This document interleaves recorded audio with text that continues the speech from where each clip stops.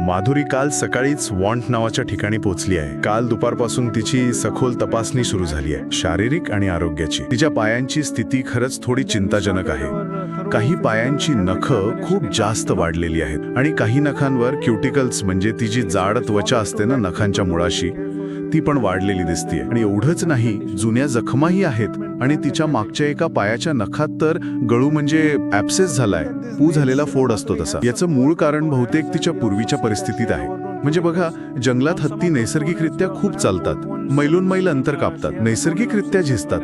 पण जेव्हा त्यांना पुरेसा व्यायाम मिळत नाही, बंदिवासात वगैरे, तेव्हा ही नखं वाढतच राहतात. या वाढलेल्या नखांवर शरीराचा दाब येतो, मग त्यात भेगा पडू शकतात किंवा मग सांध्यांवर ताण येतो, म्हणजे संधिवात किंवा आर्थरायटिस सारख्या समस्या वाढू शकतात. वैद्यकीय तपासणीत आणखी काही गोष्टी समोर आल्यात का? एक्सरे वगैरे? तिच्या पुढच्या पायांवर तीव्र म्हणजे क्रॉनिक इन्फ्लेमेशन, जुनाट दाह दर्शवणारे व्रण सापडले आहेत. आणि एक्सरे मध्ये तर अजून गंभीर गोष्टी दिसल्या. तिच्या पायांच्या लहान हाडांमध्ये ऑस्टिओलायसिस म्हणजे हाडांची झीज सुरू आहे आणि ऑस्टिओआर्थरायटिस पण आहे. इतकंच नाही तर अनेक ठिकाणी फ्रॅक्चर्स आहेत, म्हणजे हाडं तुटलेली आहेत, काही पूर्णपणे, काही अर्धवट. फ्रॅक्चर्स पण? म्हणजे तिला चालताना किती वेदना होत असतील. तिच्या वर्तणुकीचं पण निरीक्षण केलं गेलं दिवसभर दुरून, आणि त्यात असं दिसलं की ती तीव्र स्टिरिओक्रेपिक वर्तन दाखवते. म्हणजे ती सतत तिचं डोकं एका विशिष्ट पद्धतीने पुढे मागे हलवते.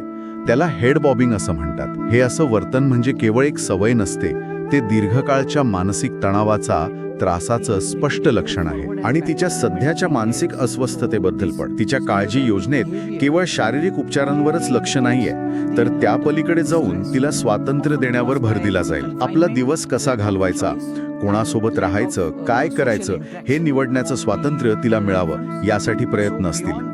तिला मानसिक उत्तेजना मिळणं, इतर हत्तींशी संवाद साधता येणं, हे कोणत्याही हत्तीसाठी खूप गरजेचं आहे. आणि तिच्या पायांची जी स्थिती आहे त्यासाठी काही विशेष काळजी घेतली जाणार आहे का?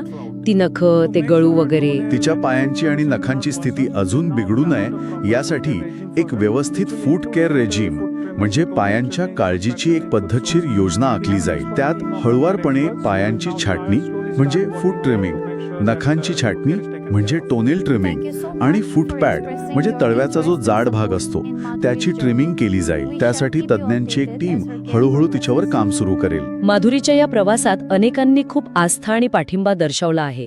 तिच्या प्रकृती